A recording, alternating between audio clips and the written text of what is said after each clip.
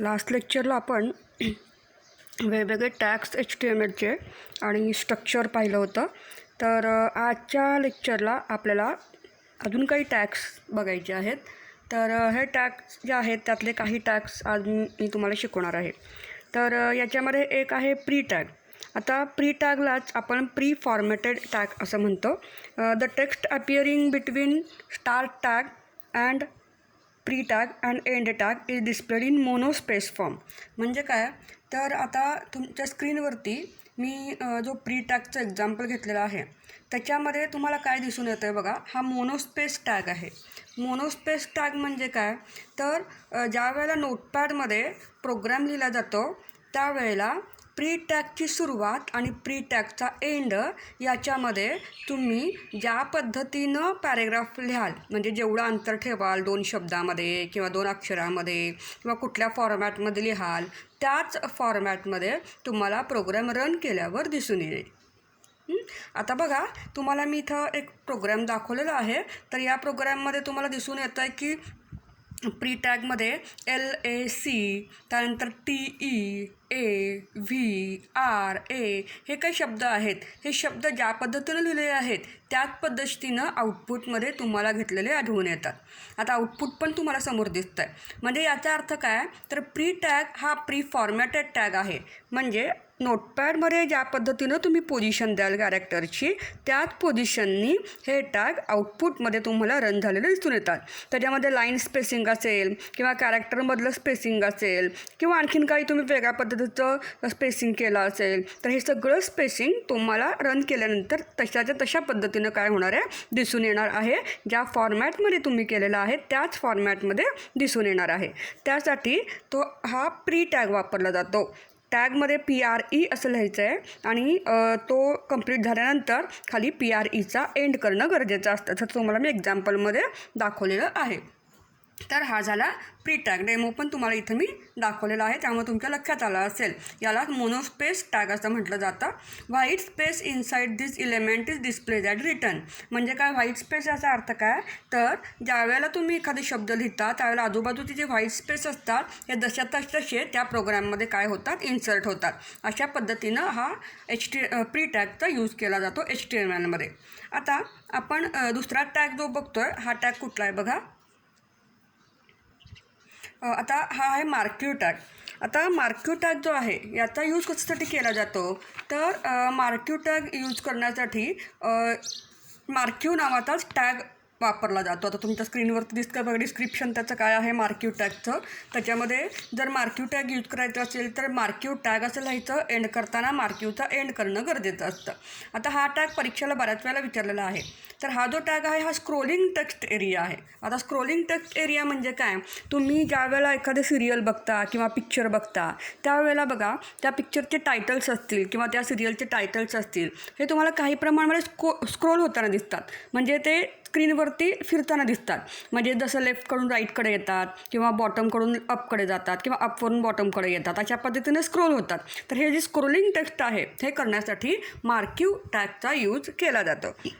आता by default जर तुम्ही त्याला डायरेक्शन दिलीच नाही तर तो राईट टू लेफ्ट असतो. लक्षात घ्या, बाय डिफॉल्ट हा फिल इन द ब्लँक्सला विचारलेला प्रश्न आहे.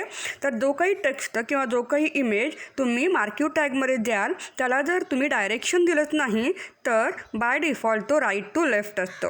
आता बघा, the text return between start tag marquee and end tag will scroll on screen in horizontal line.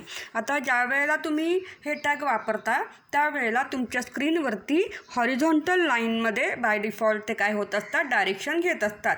त्यामुळं डायरेक्शन जर नाही दिली तर नुसतंच मार्क्यू टॅग जर यूज केलं तर ते हॉरिझॉन्टली आणि राईट टू लेफ्ट असा त्याचं डिफॉल्ट ती अरेंजमेंट असणार आहे. आता एक्झाम्पल तुम्हाला मी दाखवलेलं आहे याच्यामध्ये. आता CSS म्हणजे काय तुम्हाला माहीत नाही आहे, त्यामुळे तो पॉईंट थोडासा तुम्ही बाजूला ठेवा की CSSचा आपण नंतर बघूयात. तर आता हे जे आहे by default right to left किंवा मार्क्यू टॅगचा यूज केला जातो. तर आता HTML5 एक आपल्या स्क्रीनवरती दिसतं आहे. HTML5 याचा अर्थ HTMLचं हे एक नवीन व्हर्जन आहे HTML5 नावाचं. तुम्हाला हे आता नाही आहे, फक्त तुम्ही स्क्रोलिंगचा टॅगचा विचार करा. The tag is also commonly referred as marquee element. आता त्यासाठी मार्क्यू हा शब्द लिहिणं गरजेचं असतं. आता हे जे टॅग आहेत मार्किव टॅग ह्याचे काही ॲट्रिब्यूट्स पण आहेत. आता ॲट्रिब्यूट्स म्हणजे काय हे मी तुम्हाला सांगितलेलं आहे. ॲट्रिब्यूट्स म्हणजे काय तर त्या टॅगबरोबर येणारा त्याचे फीचर्स सांगणारा जो शब्द असतो या शब्दाला आपण काय म्हणतो ॲट्रिब्यूट असं म्हणतो. आता तुम्हाला या प्रोग्राममध्ये दिसतं आहे बघा सिंटॅक्समध्ये इथं की मार्किव टॅग म्हणजे काय तर मार्किव टॅग याचा इथं ॲट्रिब्यूट म्हणजे काय तर ॲट्रिब्यूट आहेत बघा मार्किव टॅगचे डायरेक्शन, हाईट, विड्थ, बिझी कलर हे त्याचे काय आहेत ॲट्रिब्यूट आहेत. म्हणजे मार्किव टॅग कसं असणार आहे तर त्याचं डायरेक्शन असणार आहे डाऊन म्हणजे अप टू डाऊन. त्यानंतर त्याची हाईट असणार आहे 100 म्हणजे 100 पिक्सल म्हटलं आहे. जर 100च्या पुढं पर्सेंटेजचा सिम्बॉल असता तर ते 100% झालं असतं आणि जर पर्सेंटेजचा सिम्बॉल नसेल तर ते ॲज अ पिक्सल म्हणून धरले जातात. पिक्सल म्हणजे पॉईंट म्हणून धरले जातात. तर आता 100 पॉईंट्स म्हणजे खूपच कमी असतात ते आणि त्यामुळं तो शब्द 100 पॉईंट्समध्ये दिसणार आहे जो शब्द मार्किवच्या पुढं लिहिलेला आहे. म्हणजे स्क्रोलिंग टेक्स्ट नावाचा जो शब्द आहे जो वर्ड आहे तो तुम्हाला 100 पॉईंटमध्ये दिसणार आहे. आणि पुढं आहे विड्थ आहे 200. इथं पण पर्सेंटेज लिहिलेलं नाही आहे त्यामुळं पर्सेंटेजमध्ये दिसणार नाही आहे. 200%चं कधीच आपलं ब्राउझर असत नाही, 100%चं आपलं ब्राउझर असतं. त्यामुळं 100 आणि 200 हे पिक्सलमध्ये घेतलेले आहेत. आणि बीजी कलर याचा अर्थ बॅकग्राऊंड कलर असा त्याचा अर्थ झाला. बॅकग्राऊंड कलरसाठी ॲट्रिब्यूट वापरलं जातं बीजी कलर. आता याच्यामध्ये BG colour equal to white दिलं आहे कारण बाय डिफॉल्ट ते शब्दाचे कलर कसे असतात ब्लॅक असतात. तर व्हाईटमुळं काय होतं तुमचे जे शब्द आहेत हे शब्द खरं तर व्हाईट घेतल्यामुळं तुम्हाला दिसणारच नाही आहेत कारण तुमचं बॅकग्राऊंड पण व्हाईटच असतं ऑलरेडी आणि त्याच्यावरती जे शब्द असणार ते पण जर तुम्ही व्हाईट घेतले तर हे दिसणारच नाही आहेत. त्यामुळे बीजी कलर इक्वल टू तुम्ही वेगळा कलर घेऊ शकता, कुठलाही कलर तुम्ही तिथे देऊ शकता. त्या कलरमध्ये काय येणार आहे पुढचं जे सेंटेन्स दिलेलं आहे स्क्रोलिंग टेक्स्ट नावाचं हे सेंटेन्स तुमच्या स्क्रीनवरती स्क्रोल झालेलं तुम्हाला दिसून येईल. आता हे कसं बघायचं किंवा काय तर याचे सगळे प्रात्यक्षिकं किंवा याचे सगळे प्रॅक्टिकल तुम्हाला नंतर प्रोग्राममध्ये दाखवणारच आहे. पण तुम्हाला जर करून बघायचं असेल तर तुम्ही स्वतःच्या कम्प्युटरवरती नोटपॅड आणि ब्राउझर वापरून हे करून बघू शकता. तर आता याच्यामध्ये मार्किव टॅगचे ॲट्रिब्यूट्स तुम्हाला कळले. कुठले ॲट्रिब्यूट्स आहेत. एक आहे डायरेक्शन, दुसरा आहे हाईट, तिसरा आहे विड्थ आणि चौथा आहे बीजी कलर. आता हे डायरेक्शन किंवा हे सगळे देऊन म्हणजे हे सगळे ॲट्रिब्यूट्स देऊन तुमचं टेक्स्ट जास्त डेकोरेट करू शकता. त्यामुळं काय होईल आता हा जो प्रोग्राम तुमच्यासमोर दिला आहे हा प्रोग्राम जर तुम्ही रन केलात तर काय होणार आहे तर तुमच्या स्क्रीनवरती आता हा तुम्ही लिहिला नोटपॅडमध्ये. हा प्रोग्राम तुम्ही कशामध्ये लिहिणार आहे नोटपॅडमध्ये आणि रन कुठं करणार आहे ब्राउझरमध्ये. आणि ज्यावेळेला तुम्ही ब्राउझरमध्ये हा प्रोग्राम रन कराल त्यावेळेला तुम्हाला काय दिसेल तर तुम्हाला असं दिसेल की स्क्रोलिंग टेक्स्ट नावाचा जो शब्द आहे हा शब्द अपवरून डाऊनमध्ये पद्धतीनं 100 पिक्सलमध्ये 200 विड्थमध्ये तो काय होणार आहे स्क्रोल होणार आहे. अशा पद्धतीनं हा स्क्रोलिंग टेक्स्ट यूज केला जातो. त्यामुळे लक्षात घ्या की स्क्रोलिंग याचा अर्थ तो स्क्रीनवरती आपण दिलेल्या डायरेक्शनमध्ये फिरणार आहे याला म्हणायचं स्क्रोलिंग. आणि जसं आपण बघा वर्ड एक्सेल पॉवर पॉईंटमध्ये स्क्रोल बारचा यूज करतो. स्क्रोल बारचा यूज केला की काय होतं ज्या पद्धतीनं आपण स्क्रोल बार वापरतो त्या पद्धतीनं ते पेज काय होतं पुढं मागं सरकत असतं. त्या पद्धतीनं स्क्रोलिंग केल्यानंतर टेक्स्ट काय होणार आहे स्क्रोल होणार आहेत वरून खाली किंवा खालून वर ज्या पद्धतीनं तुम्हाला डायरेक्शन द्यायचे त्या पद्धतीनं. पण लक्षात घ्या महत्त्वाचं बाय डिफॉल्ट ते राईट टू लेफ्टच असतात. आता आणि आणखीन एक आणि जे द्यायचं आहे ना ते तुम्ही मार्किव टॅगमध्येच लिहिणार आहात. मार्किव टॅगच्या शिवाय जर तुम्ही लिहिलं किंवा मार्किवचा एंड केला नाहीत तर तुम्हाला हे टेक्स्ट स्क्रोल होताना दिसणार नाही. आता पुढचा टॅग आता पुढं मी तुम्हाला 2 टॅग सांगितलेले आहेत. एक आहे सबस्क्रिप्ट टॅग आणि दुसरा आहे सुपरस्क्रिप्ट टॅग. आता सबस्क्रिप्ट टॅग म्हणजे काय आणि सुपरस्क्रिप्ट टॅग म्हणजे काय हे बघण्याच्या अगोदर मी तुम्हाला एक एक्झाम्पल सांगते ह्याच्यातलं.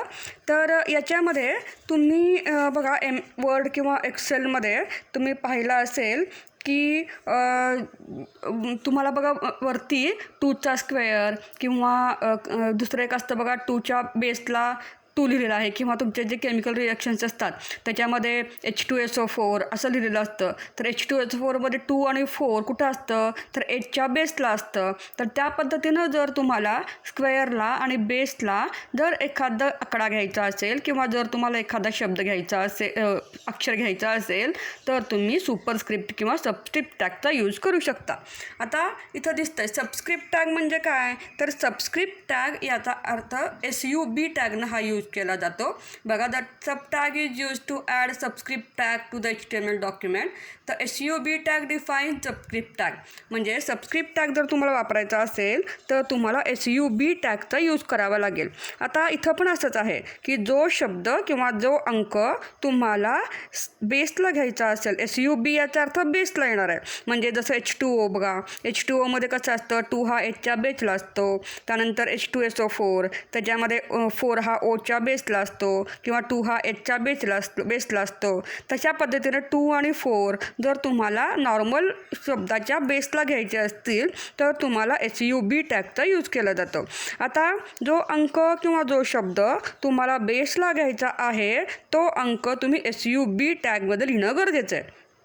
म्हणजेच काय, तर 1 रन केल्यानंतर तो 1 बीट लोवर दाखवेल. 1 बीट लोवर म्हणजे नॉर्मल फॉन्टच्या 1 बीट लहान तुम्हाला तो दाखवला जाईल. दिस इज युजफुल फॉर केमिकल फॉर्म्युले. वेगवेगळ्या पद्धतीचे केमिकल फॉर्म्युले तुम्हाला जर वेबसाईट तयार करत असताना लागत असतील तर तुम्ही अशा पद्धतीनं हे यूज करू शकता. आता तुम्हाला दिसतं आहे बघा, एक एक्झाम्पल दाखवलेलं आहे. त्याच्यामध्ये H2O कसं लिहिलं जातं, तर H2O हा Hच्या बेसला दाखवला जातो. त्या पद्धतीनं जर तुम्हाला हवा असेल तर तुम्ही SUB टॅगचा यूज करायचा आहे. त्याचं एक्झाम्पल पुढच्या स्क्रीनवर तुम्हाला दिसेल. तसंच सुपरस्क्रिप्ट टॅग जो आहे, हा सुपरस्क्रिप्ट टॅग पण त्यासाठीच आहे. तो त्यासाठी SUP टॅगचा यूज केला जातो आणि तो 1 बीट अप्पर साईडला असतो. आता तो टॅग देखील तुम्हाला SUP टॅगनं यूज करायचा आहे आणि एंड करताना SUP एंड करायचा आहे. आता it is bit higher than normal text, म्हणजे तो थोडासा वरती असतो, जसं स्क्वेअर असतो बघा त्या पद्धतीने तो असतो. आता हा पण मॅथमॅटिकल फॉर्म्युलेमध्ये यूज केला जातो आणि त्याच्यासाठी एक्झाम्पल तुम्हाला बघायचं असं एक्झाम्पल पण तुम्हाला आता मी इथं दाखवणार आहे. हे SUB आणि SUP हा सुपरस्क्रिप्टसाठी वापरला जातो आणि SUB हा सबस्क्रिप्टसाठी वापरणं गरजेचं असतं. आता तुम्हाला जे नोट्स दिले त्याच्यामध्ये एक्झाम्पल दिलेलं आहे आणि इथेही तुम्हाला मी एक्झाम्पल दाखवते.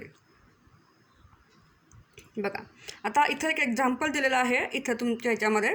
तर एक HTML आहे, बॉडी टॅग आहे, त्याच्यामध्ये P टॅग म्हणजे पॅराग्राफ टॅग घेतलेला आहे. त्या पॅराग्राफ टॅगमध्ये टेस्टिंग नावाचा शब्द आहे आणि पुढं SUB टॅग वापरलेला आहे. SUB टॅगमध्ये सबस्क्रिप्ट टॅग असं लिहिलेलं आहे, सबस्क्रिप्ट टेक्स्ट असं लिहिलेलं आहे आणि खाली SUPमध्ये सुपरस्क्रिप्ट टेक्स्ट असं लिहिलेलं आहे.